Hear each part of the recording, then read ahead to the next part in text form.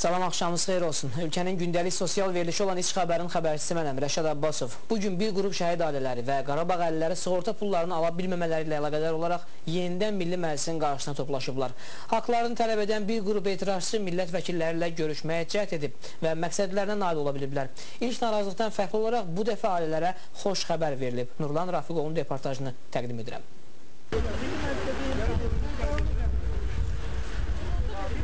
Bugün günorta saatlarında şəhid ailələri və Qarabağ əhaliləri yenidən Milli Məclisin qarşısında toplaşmışdı. Onları bura gətirən səbəb isə eyni idi, yəni sığorta pullarını ala bilməmələri. Burada ölkənin müxtəlif bölgələrindən gələn ailələr üstünlük təşkil edirdi. Onların dediyinə görə 1992-1997-ci illərdə çıxan qanuna əsasən hər bir şəhid ailəsi və Qarabağ əhlili sığorta pulundan yararlanmalı idi. Cəmi 42 ailə bu məbləğdən yararlana bilib.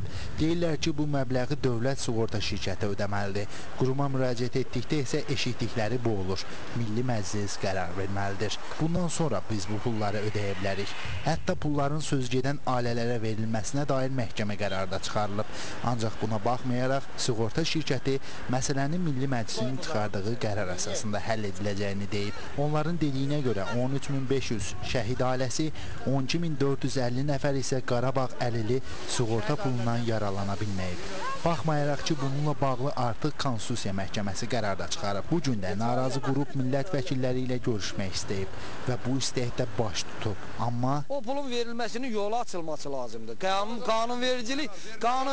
Qanunvericilik ona yol açmalıdır. Bu günləri qanunvericilik bəs eləmir. Sığorta şirkəti və Konstitusiya Məhkəməsinin yerli məhkəmələrin ortaya qoyduğu məsələ parlamentdən bağlı, qanunvericiliyə bağlı məsələ var. O aradan qalxsın, ondan sonra pul nə vaxt verilər, nə vaxt olar? Üstündən aylar keçməsinə baxmayaraq görük bir xəbər yoxdur. Dünən qərara gəldi şəhid ailələri, Qarabağ əhaliləri ki, bəli, yenə gələk bura. Bəlkə bugün bunlar insafa gələ bunu müzakirəyə qoyarlar.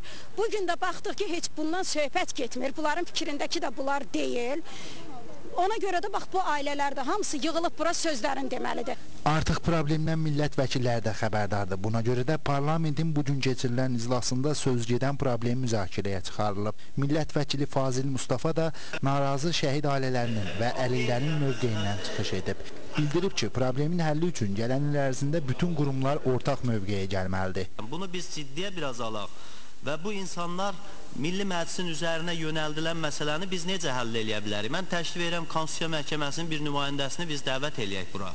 Və onlar qərar qəbul ediblər. Bu qərar konstitusiyaya uyğun deyil. Bizə tövsiyə veriblər ki, güya biz baxaq. Hamı da yığışır gəlir Milli Məclisin qabağına. Milli Məclisin işi nədir? Milli Məclis qanun qəbul. Biz eləmişik. Qanunu qəbul eləyəndən sonra həmən qanun əsasında məhkəmə qərar çıxardıb, icraya yönəldibdir. Bu icra olunmur. İnşallah tezliklə problem öz həllini tapmış olar. Ən azından veriləcək pul vətən üçün gözünü qırpmadan canından, qanundan keçmiş şəhidlərimizin qan pulu deyə imdad edən yaxınlarının hansısa dərdinə dərman olar. Əslində isə hamıya bəllidir ki, heç bir maddi vəsait nə onları yaxınlarına qovuşduracaq, nə də ki vətənə canını qurban verməyin əvəzi olacaq.